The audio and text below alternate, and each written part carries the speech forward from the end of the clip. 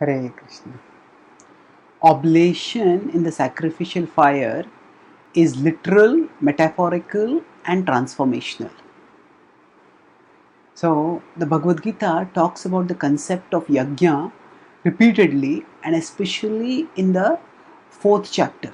It introduces the concept in the third chapter, from the ninth verse onwards, and then it talks about it in the various forms of yajna in the fourth chapter.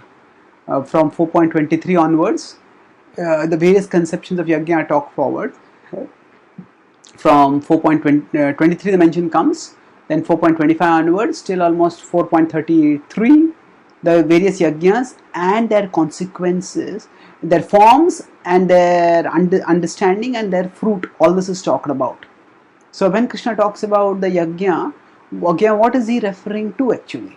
So for example, in the 23rd verse it says yajnaya charatah karma samagram praviliyate gatasangasya muktasya jnanavastita chetasaha yajnaya charatah karma samagram praviliyate. So he says gatasangasya muktasya, give up attachment, one being free from attachment. Jnanavastita chetasaha, become situated in knowledge. Yajnaya charatah karma, and yajnaya acharatah karma, act for yajna, and then what will happen by that? Samagram praviliyate, samagram, that one will attain transcendence. So here Krishna talks about yajna, yajnaya acharatah karma, act in the mood of yajna. Now the Bhagavad-gita does talk about literal fire sacrifices also, but here he's talking about act in the mood of sacrifice. Yajnaya acharatah karma, do your work in the mood of sacrifice. And then later Krishna talks about in the fourth chapter itself, sarve pyete yajna vido yajna kshapita kalmashaha yajna shishtamrita bhujo yanti brahma sanatanam. He talks about various forms of yajna, and then he says that the result of this form of yajna is in 4.29, 30, 30 when he talks about this. He says that sarve pete yajna vido, that one who understands these various kinds of yajna, then what happens to that person? Yajna kshapita kalmashaha, that person becomes purified of sins.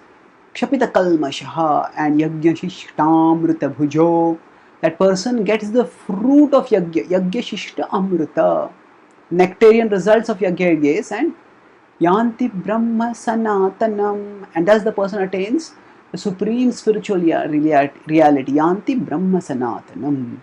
So here the point to understand is that Krishna is the absolute truth, who is eternally the absolute, and the concept of sacrifice is actually universal.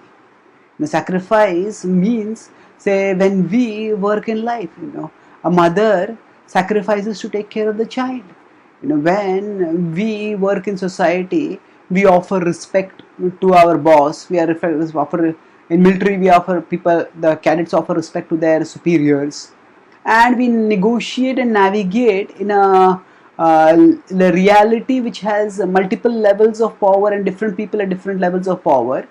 There is a to and fro, there is a reciprocation that is there.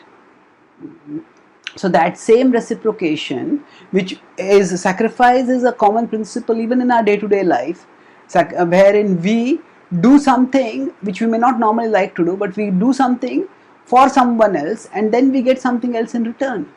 So now this principle was embodied in fire sacrifices, wherein the idea was that when we give what is dear for us, that we offer into the fire becomes the means by which that object goes to the devatas, goes to the gods, and they give us the results of they give us what we want, what we need. Devan bhavayatanena te deva bhavayantu parasparam bhavayantah shreya paramavapsyatha.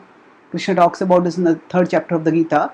We offer to the devatas and they offer it back to us, and in this way the yajna is a literal fire sacrifice, but it is also metaphorical. That means sacrifice is not necessarily related to the fire, but the principle. So whatever it is for some higher cause we give up, then that object for which is a higher cause for which we are giving up, that becomes the sacrificial fire, and what we are offering, that becomes the oblation. And this oblation in a sacrificial fire is transformational. At the highest level, Krishna becomes the sacrificial fire, and our consciousness becomes the offering. Yajnanam japa yajñosmi. Krishna talks about this in the Bhagavad-gita in the 10th chapter. He says, among sacrifices, I am japa. I am chanting. And when we offer our consciousness to Krishna, when he manifests as a spiritual sound vibration, then that elevates us, that liberates us. And in this way, we move forwards towards Krishna and we attain Krishna.